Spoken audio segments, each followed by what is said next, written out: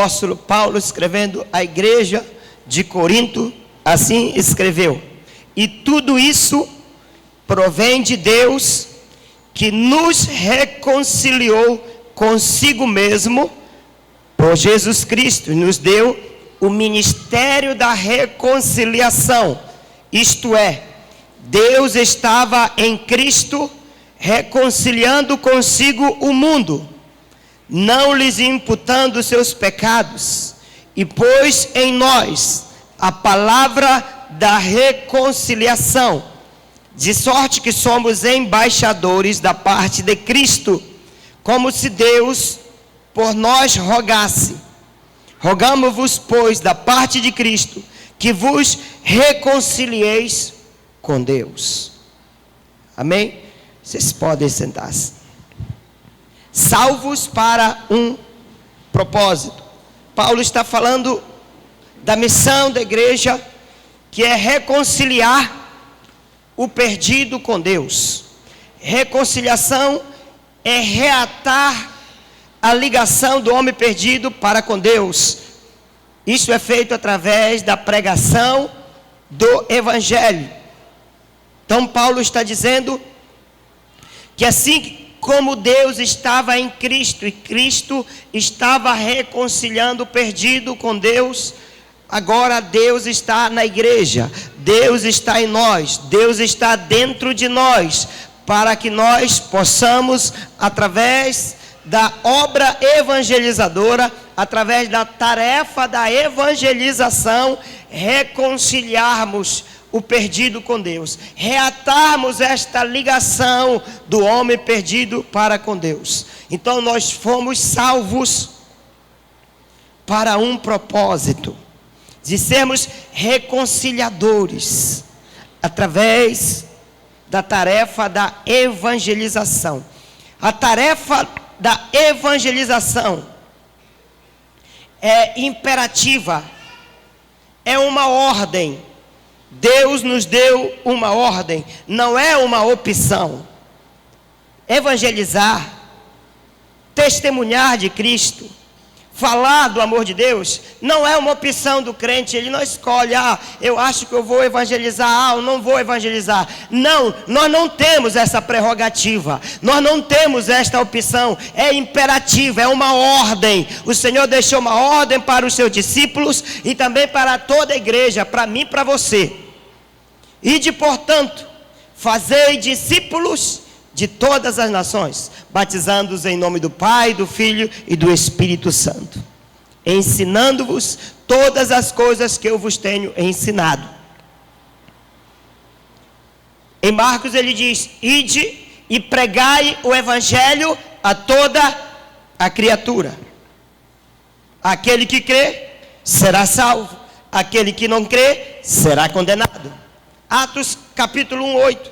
Mas recebereis poder ao descer sobre vós o Espírito Santo, e ser-me-eis minhas testemunhas, tanto em Jerusalém como toda a Judeia e Samaria, e até aos confins da terra. Então esses são textos que claramente nos falam desta ordem do Senhor para pregarmos o Evangelho, dessa ordem do Senhor para evangelizarmos. É uma tarefa imperativa, é uma tarefa intransferível, é a tarefa da igreja. Quem é a igreja? Sou eu e é você. Essa tarefa é nossa. Nós não podemos transferir esta tarefa para ninguém. Nós não podemos transferir esta tarefa para os professores, para os psicólogos, para os advogados, para os doutores, para ninguém. Esta tarefa é minha e é sua. Amém? É uma tarefa intransferível, é inadiável, é para hoje. Diga, para hoje. Não podemos postergar, não podemos deixar para depois, porque as pessoas estão perdidas, as pessoas estão morrendo, as pessoas estão partindo deste mundo sem salvação, as pessoas estão morrendo sem Deus. É uma tarefa inacabada, começou com Jesus e ele passou para a igreja dar continuidade. Não acabou. Enquanto estivermos na terra, esta missão é nossa. Esta missão continua. Nós não podemos negligenciar. pregar o evangelho, é algo que a igreja recebeu de Cristo, mas grande parte dos crentes, grande parte da igreja, está negando cumprir esta tarefa. O apóstolo Paulo diz: ai de mim, se eu negligenciar. Ai de mim, se eu não pregar o evangelho. Diga: ai de mim. Meus irmãos, a igreja que não evangeliza, a igreja que não faz missões, ela não pode ser considerada igreja. Porque se ela não evangeliza, se ela não faz missões, ela está negando a sua razão de existência. A igreja existe para isso. Nós somos os reconciliadores. A nossa missão é reconciliar o perdido para com Deus. Nós somos embaixadores do reino de Deus na terra. Nós somos os representantes do reino de Deus na terra. Olha, que prerrogativa é essa que nós temos? Que privilégio é este? Você é importante, nós somos importantes. Talvez não, ninguém aqui de nós é político, é vereador, é deputado, é senador, é prefeito, é governador. Mas eu quero dizer que nós somos embaixadores do reino de Deus. A nossa posição está em primeiro lugar. Nós somos representantes do reino de Deus. Olha que Paulo está falando, de sorte que somos embaixadores da parte de Cristo, como se Deus por nós, através de nós, diga: através de mim. É através de nós. Nós somos o braço de Deus na terra. Nós somos este fio condutor da glória de Deus, da manifestação da graça de Deus na terra. Este fio condutor do evangelho. Então é nossa missão. O crente que não evangeliza, ele não pode ser considerado um cristão. Ele pode vir à igreja, mas se ele não está fazendo a sua tarefa, ele está negando o seu chamado. Ele está negando o seu chamado e a sua missão de reconciliador e de embaixador do reino de Deus. Então nós fomos salvos, chamados para este propósito. Salvos para um propósito. Qual é o propósito? Falarmos do amor de Deus, reconciliarmos o perdido para com Deus, anunciarmos as obras daquele que nos chamou das trevas para a luz. Esta é a minha e esta é a sua missão. Nós não podemos fugir disso. Amém? E eu quero lhes mostrar duas conversões na história bíblica de pessoas consideradas indignas para a sociedade, que viviam à margem da sociedade, que jamais alguém imaginava que essas pessoas um dia pudessem pregar o evangelho.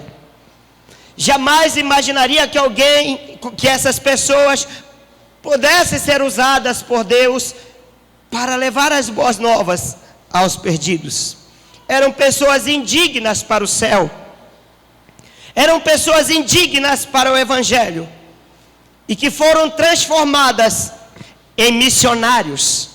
Que foram transformadas em evangelistas de Jesus. Amém? Venha comigo para Marcos, Evangelho de Marcos, capítulo 5. Quero lhes mostrar que Jesus transformou um endemoniado gadareno em um missionário. Amém? Marcos, capítulo 5, versículo 1. Conta a história. E chegaram a outra margem do mar, a província dos Gadarenos. E saindo ele do barco, lhe saiu logo ao seu encontro dos sepulcros um homem com espírito imundo, o qual tinha a sua morada nos sepulcros, e nem ainda com cadeias o podia alguém prender. Porque tendo sido muitas vezes preso com grilhões e cadeias, as cadeias foram por eles feitas em pedaços, e os grilhões em migalhas, e ninguém o podia amansar.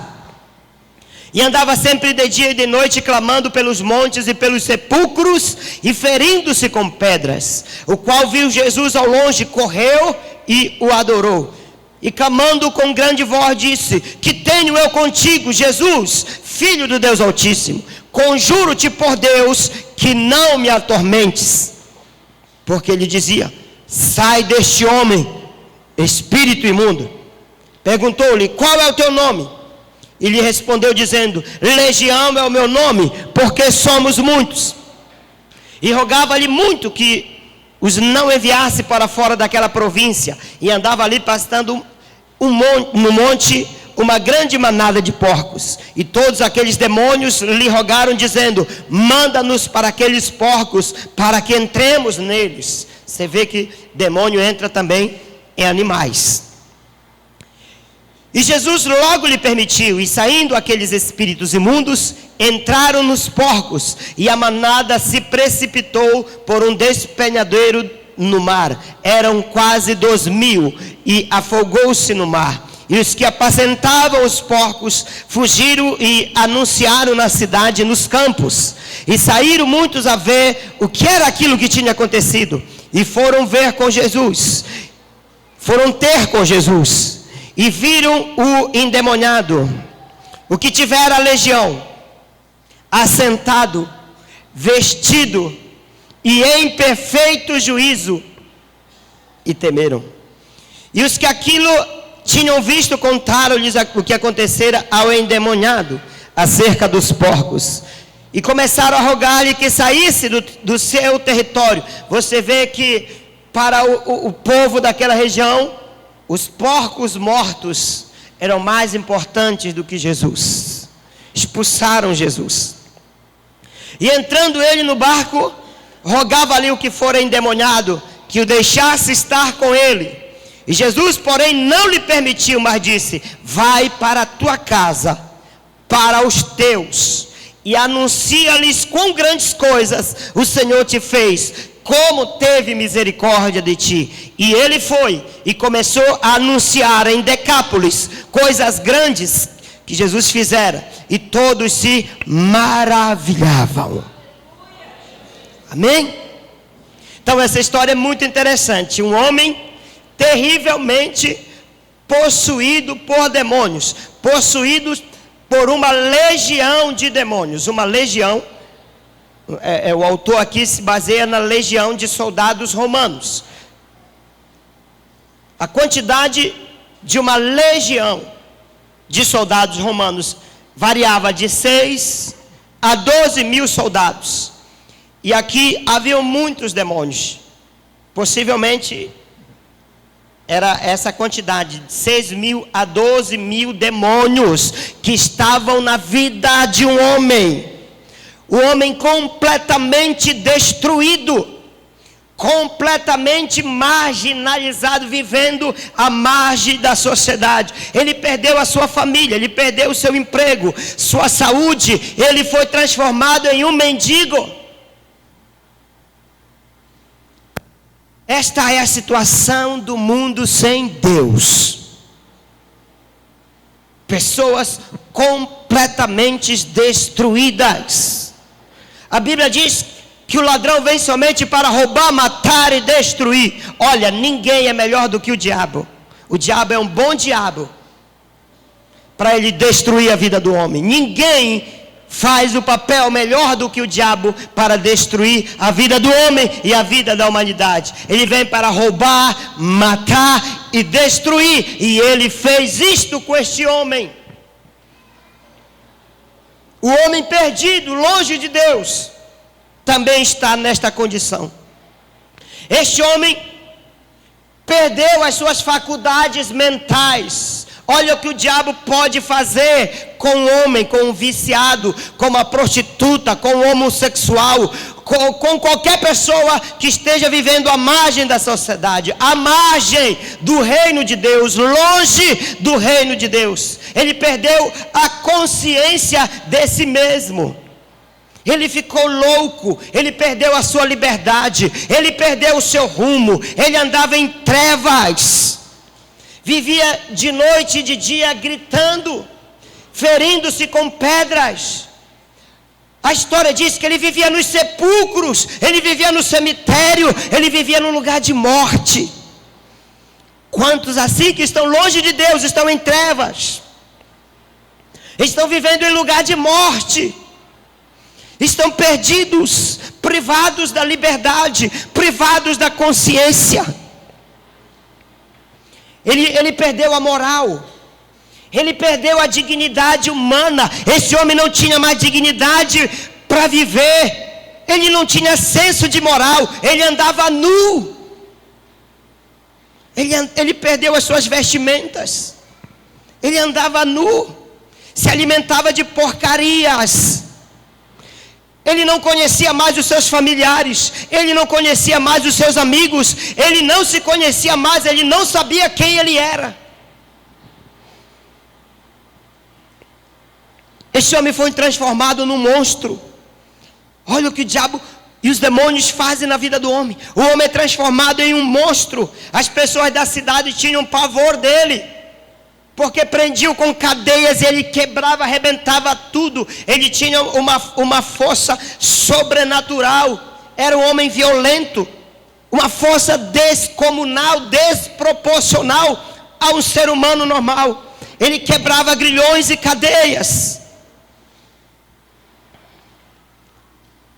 Mas Jesus, ele atravessou o mar para ir ao encontro daquele homem. Eu pergunto para você, o que Jesus fez para salvar este homem? E o que é que eu, o que é que você, o que é que nós estamos fazendo para salvarmos os perdidos, uma vez que nós somos os reconciliadores? Jesus e os seus discípulos enfrentaram uma grande tempestade para chegar à região de Gadara. É aquele contexto em que Jesus estava no barco, na popa, dormindo, e de repente apareceu um grande temporal, que as ondas eram grandes, imensas, estava a ponto de afundar o barco, e os discípulos clamaram: Senhor, tem misericórdia de nós, nos ajuda, estamos perecendo. O Senhor estava nesta viagem para Gadara, para salvar este homem. Possivelmente, nós não sabemos, mas possivelmente os poderes das trevas, sabendo disso, levantaram um grande temporal, algo sobrenatural, a ponto de o barco ir a pique, e Jesus se levantou e operou no sobrenatural, porque quando Jesus quer salvar alguém, ele opera no sobrenatural para que haja salvação. Jesus repreendeu o mar e o vento para que eles pudessem chegar em segurança e para pregar o evangelho. Jesus fez tudo isso para salvar aquele homem. Ao chegar, aquele endemoniado veio em direção a Jesus, e a primeira coisa que Jesus fez para salvar o homem foi libertá-lo daquela legião de demônios. Primeiramente, o homem precisa ser liberto. Os demônios precisam ser expulsos. Os grilhões precisam ser quebrados para que a pessoa seja salva. As pessoas precisam se libertar dos seus próprios demônios. Seus próprios demônios estão tirando a salvação, estão arrancando a salvação da pessoa. Não são os demônios, são os seus próprios demônios que vivem dentro dela e que está arrastando para fora do reino de Deus. Como esses demônios, essa legião estava arrastando este homem, levando a uma vida à margem do evangelho, à margem do reino de Deus. Tudo isso Jesus fez para salvar o único homem? Não. Para salvar uma multidão através deste homem. Esse homem seria uma conversão chave, porque o testemunho dele ia mudar muitas vidas. Porque esse homem era conhecido naquela região. Todos temiam, todos sabiam da história dele. E aí então ele tem um encontro com Jesus. E olha o resultado da obra de Deus na vida do homem. Versículo 15. E foram ter com Jesus e viram o endemoniado, o que tivera a legião, assentado. Preste atenção. A história diz que ele não parava de dia e de noite correndo de um lado para o outro, gritando. Mas agora ele está assentado. A história diz que ele andava nu, sem vestimentas, sem roupa. Agora ele está vestido. A história diz que ele era louco, lunático, morando nos sepulcros, se ferindo com pedras. Agora, como ele está sentado em perfeito juízo. É isto que Jesus faz na vida do homem. Sentado em perfeito juízo. E temeram. Ficaram admirados. Como é que pode? Nós conhecíamos a história deste homem. Não, é impossível. Este homem está assentado, quieto, ouvindo Jesus, vestido e em perfeito juízo. Tem muitos crentes que já perderam o juízo, porque já não leem mais a palavra, já não oram, já não evangelizam, já não estão em perfeito juízo.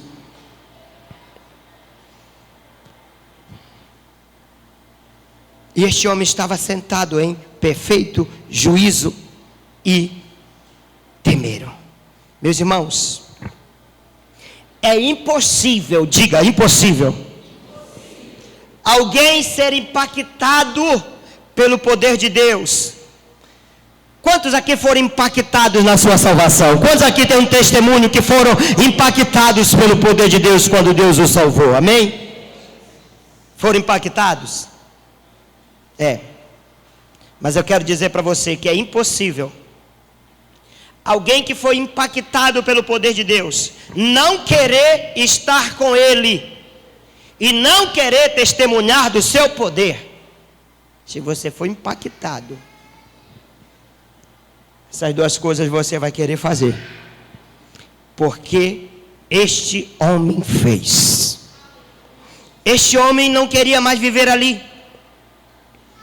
Ele não queria mais estar ali naquele lugar. Aquele lugar foi lugar de vergonha. Aquele lugar foi lugar de humilhação. Aquele lugar foi lugar de fracasso. Ele queria uma nova vida. Ele queria viver com Jesus. Ele queria estar com Jesus. E de todos os que viram este grande milagre, somente ele foi impactado, porque o povo da cidade queria mandar Jesus embora. Os gadarenos expulsaram Jesus porque os porcos morreram. Os porcos endemoniados morreram. Para eles os porcos eram mais importantes do que a salvação deles. Para eles os porcos eram mais importantes do que Jesus. E expulsaram Jesus de lá. Quantos crentes estão expulsando Jesus de suas vidas? Igual a igreja de Laodiceia. Eis que estou à porta e bato. Se alguém ouvir a minha voz e abrir a porta, entrarei e cearei com ele e ele comigo. Quantos crentes já fecharam a porta do seu coração para o Espírito Santo? Quantos crentes já fecharam a porta do seu coração para Jesus, para as coisas de Deus? Estão vivendo na frieza.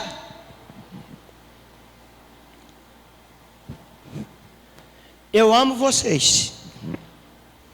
Eu amo vocês como meus irmãos. Eu os amo em Cristo Jesus, mas eu preciso falar a verdade para vocês. muitos de vocês estão diferentes. Muitos de vocês já não são quem eram antes. Muitos de vocês saíram do trilho. Muitos de vocês perderam o rumo, perderam a visão, esqueceram, perderam o primeiro amor e precisam voltar para Deus. Estou falando isso porque eu os amo.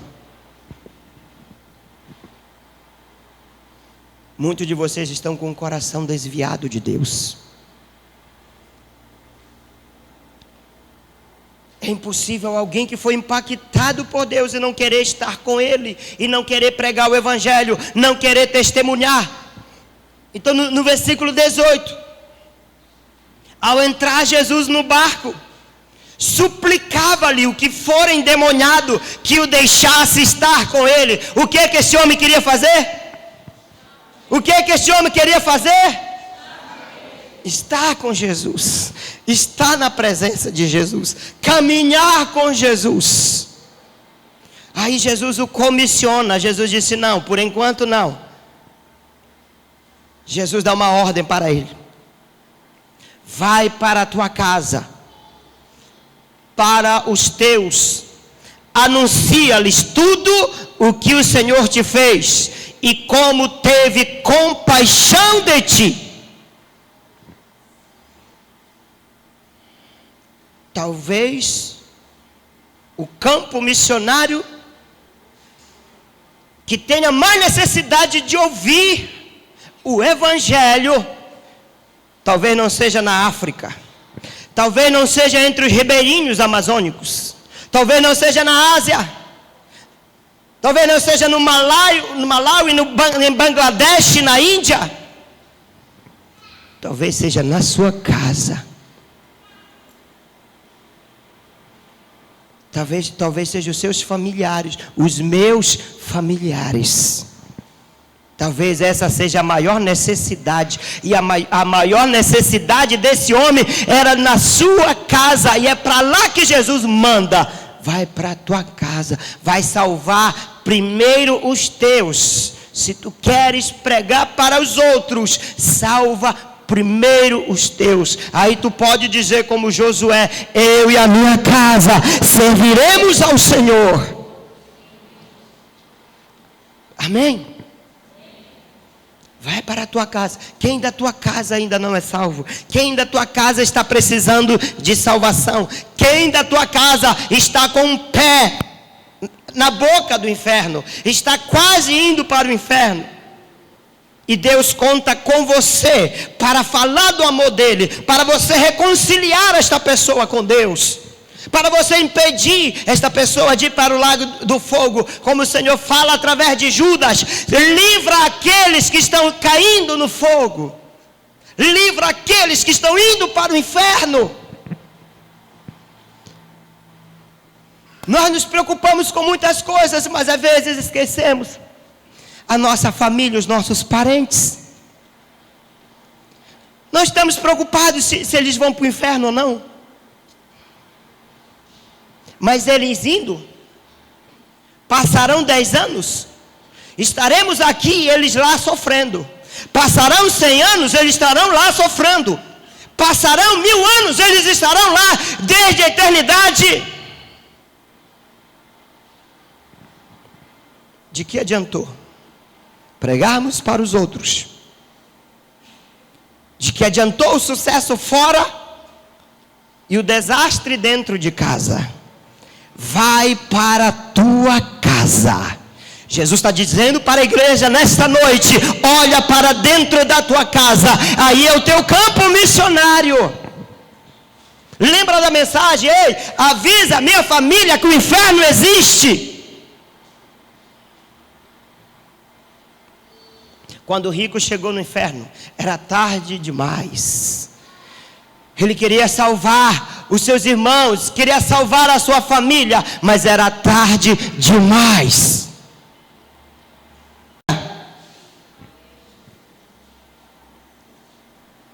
Versículo 20. Então, ele foi. A obediência recompensa o sacrifício do cordeiro.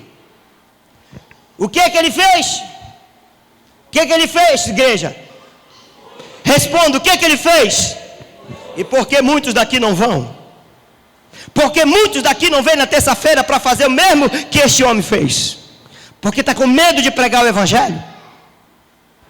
Porque está se acovardando. A Bíblia diz que fora ficarão os covardes. Os covardes não herdarão o reino de Deus. Deus não conta com covardes. Deus conta com homens e mulheres que o amam acima de tudo e que têm compromisso com Ele. Gideão tinha 32 mil, mas Deus só viu 300 que eram obedientes, que temiam a Deus e que amavam tudo acima de tudo.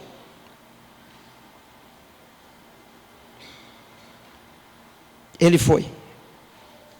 A obediência recompensa o sacrifício do cordeiro, para que o cordeiro que foi imolado receba a recompensa através da minha vida. Mas talvez a sua conversão é diferente da conversão deste homem. Talvez você possa dizer: pastor, eu era tranquilo, eu não usava drogas, eu não bebia, meus pecados eram pequenos. O homem está na mesma condição diante de Deus, pecador. Vai para o inferno também. Nós não merecíamos a salvação, foi pela graça dele. Foi pela graça. Vai para a tua casa, prega lá para a tua família. Quantos pais de família que são crentes estão botando a sua família no atoleiro, estão botando a sua família para a perdição, porque dão mau testemunho dentro de casa, não são referência para a sua família. Deus vai cobrar de cada sacerdote. Jesus estava restaurando este lar quando ele disse para este homem: vai para a tua casa, porque a tua família te perdeu por um bom tempo. Agora tu precisa restaurar o teu sacerdócio de marido, de pai, de missionário, de pregador. Alguns missionários deixam a sua casa para fazer missões. Outros se tornam missionários dentro de casa. Outros se tornam missionários dentro da sua própria casa. O campo missionário desse homem começava pela sua própria família. Jesus transformou a vida desse homem para ele transformar a vida dos outros. Esse homem foi salvo para um propósito: transformar, testemunhar do amor e do poder de Jesus. E transformar 10 cidades. 10 cidades, meus irmãos. Olha aqui o texto. Olha o que diz o texto. No versículo 20, ele foi e começou a anunciar em Decápolis. Decápolis significa 10 cidades, lá na Ásia. Quão grandes coisas Jesus, falando de quão grandes coisas Jesus o fizera. E como se maravilhavam. Possivelmente esse homem foi o primeiro missionário na Palestina, na Jordânia, na Transjordânia. Possivelmente esse homem foi o primeiro pregador ali naquela região. Ele foi usado por Jesus. Veja o que Jesus fez para salvar este homem. O que você tem feito depois de salvo? É impossível alguém que nasceu de novo, que foi impactado pelo poder de Deus, não ser testemunha. Fomos chamados para sermos testemunhas. Quantos querem receber o poder do Espírito Santo? Todos querem ser cheios do Espírito Santo? Mas é uma incoerência o crente querer ser cheio do Espírito Santo se ele não testemunha. Porque o poder do Espírito Santo não é dado para o crente ficar sentado na cadeira, para ir para casa e viver a sua vidinha durante a semana e não fazer diferença lá na sua comunidade. O que é que diz Atos 1:8? Mas recebereis poder ao descer sobre vós o Espírito Santo. Termina aí. e ser-me-eis minhas testemunhas. O que é uma testemunha? Aquele que testemunha algo que viu, que sentiu, que presenciou. Ser-me-eis minhas testemunhas. Eu quero dizer que as verdadeiras testemunhas de Jeová é o povo de Deus que testemunha dos milagres, do poder do nome de Jesus. Ser-me-eis minhas testemunhas, tanto em Jerusalém, como em toda a Judeia, Samaria e até aos confins da terra. Há uma incongruência o crente dizer que quer ser cheio do Espírito Santo, se não testemunha, se não prega o Evangelho. É uma incoerência. O poder do Espírito Santo é para testemunharmos. Amém? E a segunda conversão que eu quero falar para vocês é que Jesus transformou uma mulher adúltera em uma evangelista. Venha comigo para o Evangelho de João, no capítulo 4. Você já conhece a história dessa mulher, nós não vamos ler todos os versículos da história do encontro de Jesus com a mulher samaritana. Quem era essa mulher? Era uma adúltera, uma mulher viciada em sexo. Essa mulher teve 5 amantes e já estava com o 6º. Estava no 6º relacionamento. Todos os dias ela ia no mesmo horário, ao meio-dia, a hora sexta, para o poço de Jacó, para tirar água. Todos os dias ela revelava a sua própria vida secreta ao ir para este poço, porque talvez ali neste poço foi o lugar dos primeiros encontros com os amantes dela. E todos os dias ela ia para ali. Ela já estava no 6º, quando ela viu Jesus. Talvez ela tenha pensado, o 7º está aí. Mas foi o 7º, o número 7 da perfeição, que transforma o homem.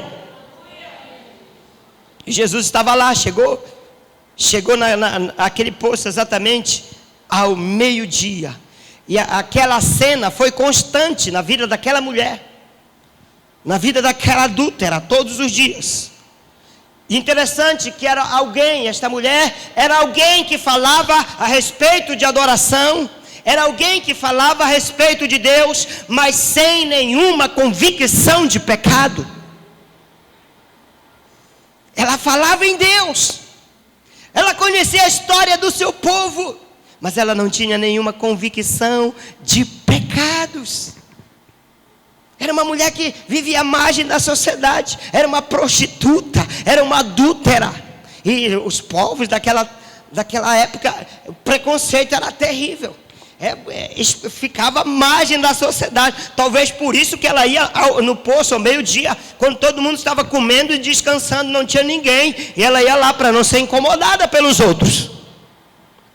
Mas ela não imagina como ela seria incomodada nesse dia. Incomodada pela palavra. O que Jesus fez para salvar esta mulher? Jesus, em primeiro lugar, ele resolveu enfrentar os desafios de Samaria. Jesus rompeu um preconceito cultural de anos, de dezenas de anos, centenas de anos.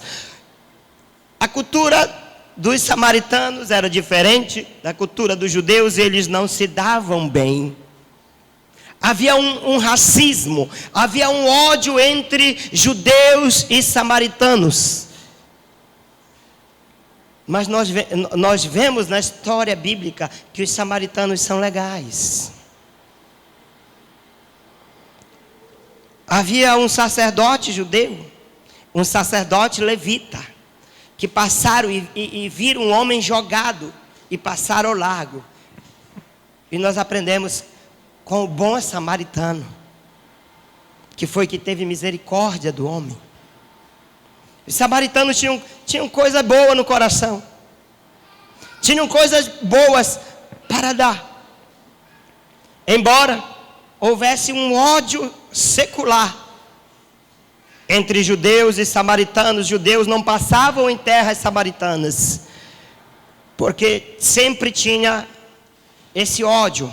E Jesus, ele resolve então romper com esse preconceito, o primeiro preconceito. E o segundo preconceito que Jesus rompe foi o escândalo, porque naqueles dias os homens não podiam conversar com as mulheres, os homens não podiam ficar a sós só com uma mulher. Um homem ficar só e conversar com uma mulher que não fosse a sua esposa, porque causava escândalo. Tanto é que quando Jesus está conversando com a samaritana e os seus discípulos retornam da cidade, eles ficam escandalizados. Olha, ele está conversando com uma mulher, sozinho aqui no poço, conversando com uma mulher. Eles ficam escandalizados. Jesus rompe esse escândalo, Jesus rompe a rejeição, Jesus rompe o cansaço, o sol escaldante, a fome, a sede, a dificuldade para pregar para esta mulher.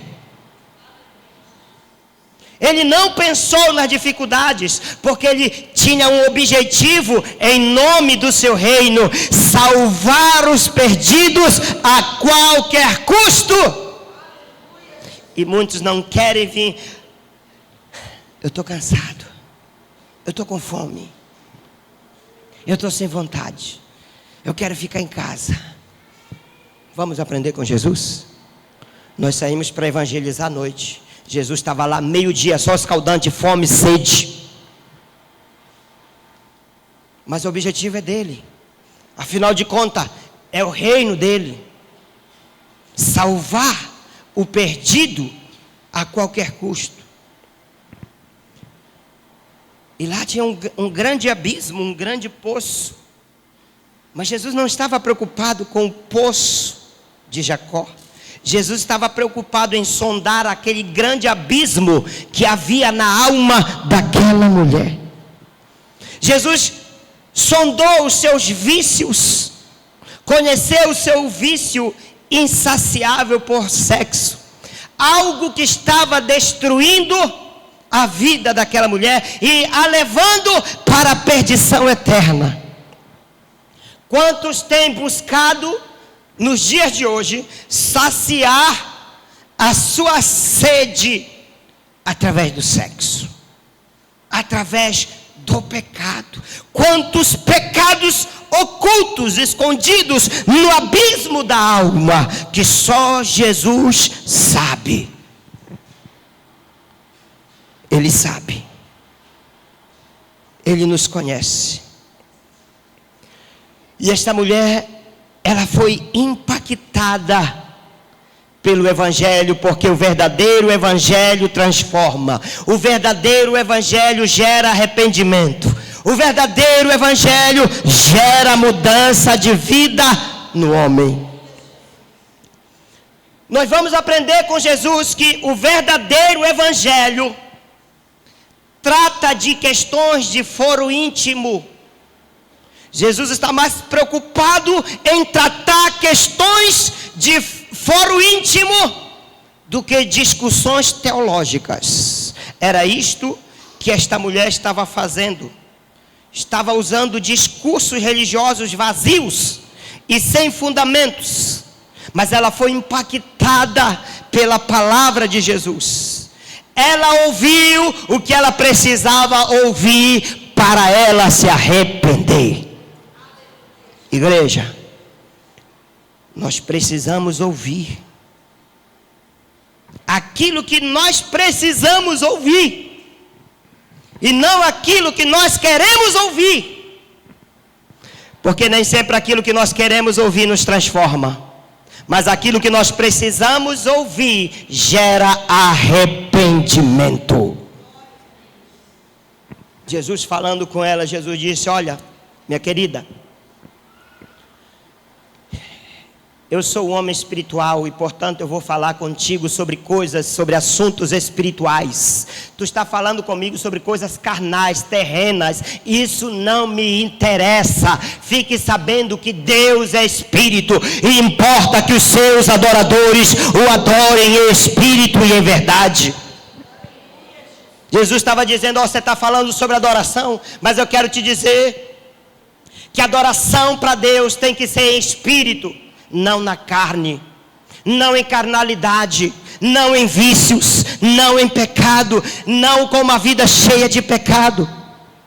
Adoração a Deus é em verdade, não é em mentira. A vida do crente tem que ser uma vida de verdade, e não uma fraude, não uma farsa, não uma vida de ilusão, não uma vida de engano, não uma vida de mentira.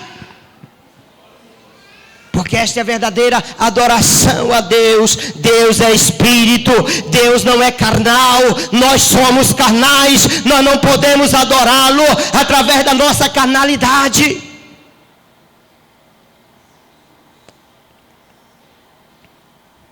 Você fala em adoração.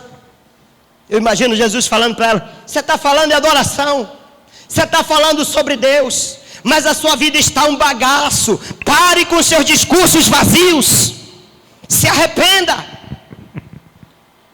Jesus confrontou o pecado daquela mulher. Jesus falou aquilo que aquela mulher precisava ouvir. Jesus fala para ela, capítulo 4, versículo 16. Olha que Jesus fala para esta mulher. Vamos lá, João capítulo 4.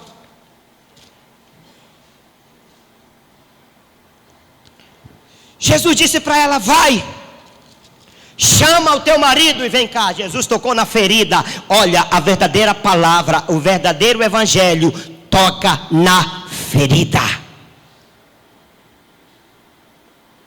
O interesse de Jesus não é tratar o seu povo com aspirina. O interesse de Jesus não é colocar band-aid em ferida. O interesse de Jesus não é colocar atadura em lepra, mas é na raiz, tirar o carnegão, o pus, espremer o pus, colocar o bálsamo, o remédio e sarar. Ele vai na ferida. Está indo na tua ferida? Então dá glória a Deus, porque Ele está te curando. Amém? Chama o teu marido. Ela ouviu o que ninguém tinha falado para ela. Ninguém tinha coragem de ter falado para ela isso. A mulher respondeu e disse: não tenho marido. Disse-lhe Jesus: disseste bem, não tenho marido, porque tiveste 5 maridos, e o que agora tens não é teu marido. Isso disseste com verdade. Jesus estava interessado em tratar a questão do pecado dela e não discutir sobre assuntos religiosos. Muito crente no Facebook tem sido igual a esta mulher, quer tratar de assuntos religiosos, mas a vida está um bagaço. Não querem se arrepender, não querem mudar e querem ter moral de discutir sobre a palavra de Deus. Ela queria ter moral com Jesus para discutir sobre teologia. Jesus vai na ferida. Você precisa se arrepender. Você precisa nascer de novo. Eu não estou aqui, eu não estou enfrentando esse calor, esse sol escaldante, essa sede, essa fome, para bater papo contigo, minha querida, sobre Jacó, sobre o poço de Jacó, se é em Jerusalém que tem que adorar. Eu quero dizer para você que você está diante da fonte da água da vida, que pode saciar a tua sede.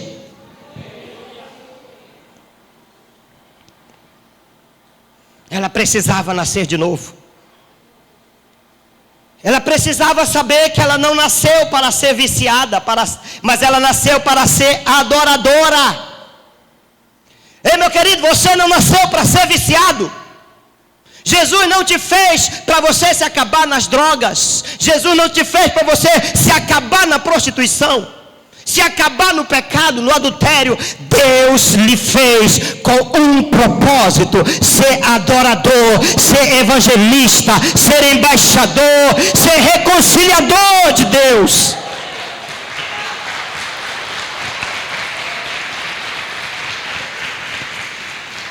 Eu imagino que Jesus tenha falado para ela: você, minha querida, você é adoradora, você está perdendo tempo nesse seu vício.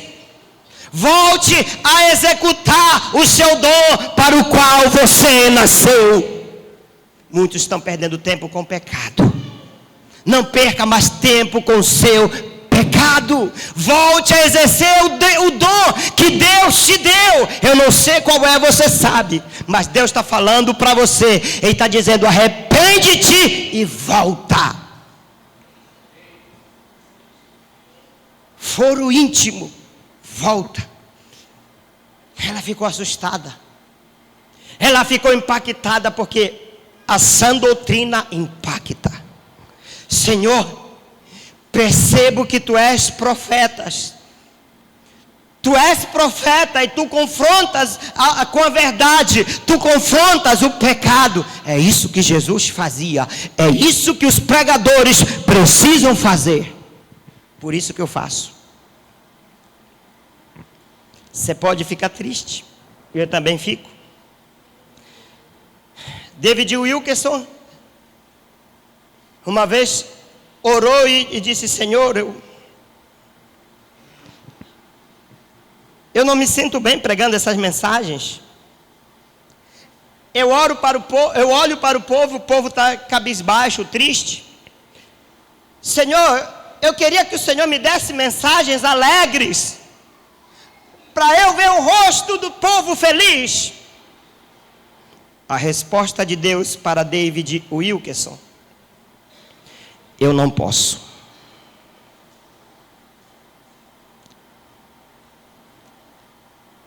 Porque a alegria, ela não gera arrependimento. Alegria não transforma. Alegria não confronta o pecado. Por isso que eu não te dou mensagens alegres. Porque tu foste chamado para falar sobre arrependimento, santidade, reino de Deus, eternidade, salvação, regeneração. Senhor, percebo que és profeta. Ela percebeu que Jesus conhecia profundamente a sua vida íntima. E não dava mais para esconder nada. Jesus conhece também a tua. E não dá mais para você esconder. É melhor assumir que dói menos.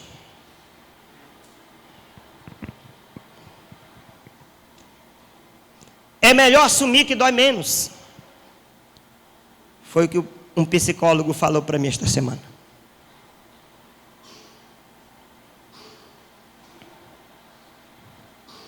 De adúltera, ela foi transformada em uma evangelista.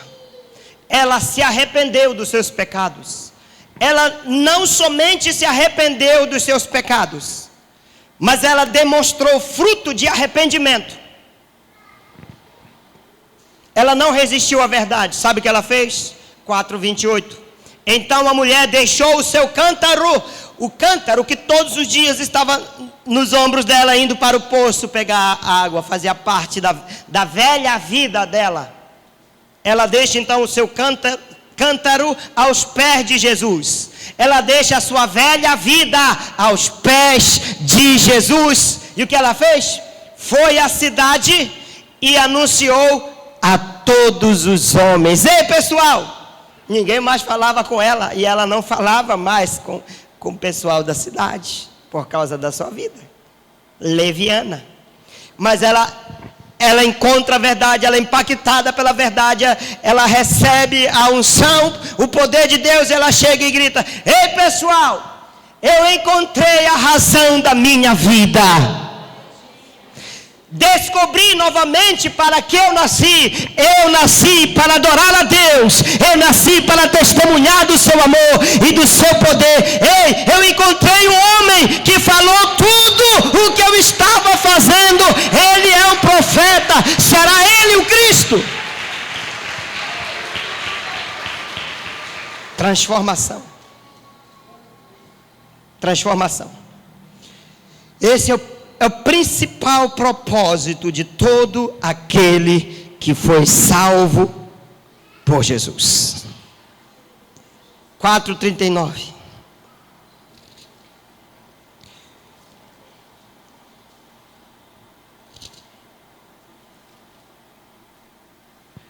E muitos dos samaritanos daquela cidade creram nele, pela palavra da mulher. Por que eles creram nele? Por que os samaritanos creram em Jesus? Diga bem alto, bem forte: pela palavra da mulher. As pessoas estão crendo em Deus pela nossa palavra?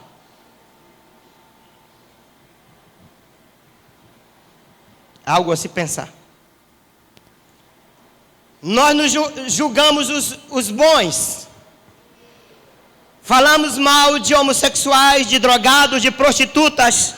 Julgamos esse povo. No entanto, Jesus pega um desses lá e envergonha aqueles que se acham que são. E Jesus traz um desse aí para envergonhar. E muitos dos samaritanos daquela cidade creram nele pela palavra da mulher que testificou: disse-me tudo quanto tenho feito. Pode passar. Indo pois ter com ele os samaritanos, olha, essa mulher, ela levou uma cidade para Jesus. Ela levou uma cidade para Jesus. Indo pois ter com ele os samaritanos, rogaram-lhe que ficasse com eles. Olha o povo que é o diabo, os judeus. Agora estão amando um judeu. E ficou ali 2 dias. E muitos mais creram nele por causa da sua palavra. Ainda tem mais. E diziam à mulher: já não é pelo teu dito que nós cremos, porque nós cremos naquilo que tu falaste, porque nós estamos vendo a transformação na tua vida. Nós sabíamos quem tu eras, mas agora nós estamos vendo que tu mudaste porque tu tiveste um encontro com Jesus. Porque o verdadeiro encontro com Jesus transforma o homem, dá crédito, dá credibilidade para o homem. Porque nós mesmos o temos ouvido e sabemos que este é verdadeiramente o Cristo, o Salvador do mundo. Em Samaria, numa vila de samaritanos, eles reconhecem que Jesus é o Cristo, o Salvador do mundo. Se nós não estamos fazendo isso, o que aquele endemoniado, aquele antigo ex-endemoniado, e uma ex-adúltera, uma ex-prostituta fez, não podemos nos considerar discípulos de Cristo. E além de nós não podermos nos considerar discípulos de Cristo, a nossa salvação está em risco. Está em risco. Ai de mim, se eu não pregar o Evangelho, porque para isto eu fui chamado. Para isso nós fomos chamados.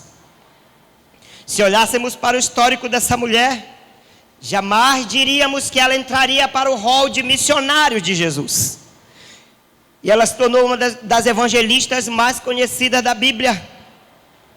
Ela levou uma cidade inteira aos pés do Senhor. E nós fomos chamados para este propósito. Nós precisamos aprender com os grandes homens de Deus. Nós precisamos aprender com os heróis da fé. John Wesley dizia: dai-me homens que não temam nada, que não tenham medo de nada senão do pecado, e que nada desejam senão a Deus, e eu abalarei o mundo. Porque homens tementes a Deus, que se desviam do mal, homens de verdade, eles podem abalar a estrutura do mundo. Se os membros de uma igreja não evangelizam, qual o papel da igreja? Se os membros não trazem pessoas para ouvir a palavra de Deus, qual é a sua participação no crescimento do rebanho? Ela trouxe pessoas para ouvir a palavra. Se os membros de uma igreja não falam do amor de Cristo, quem fará isso? O mundo? Os perdidos? Não. Essa é a nossa missão. Ela é imperativa.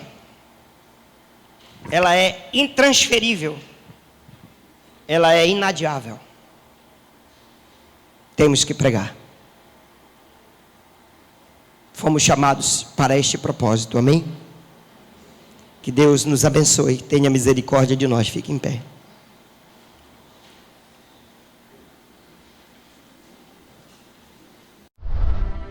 Cada um de nós venhamos morrer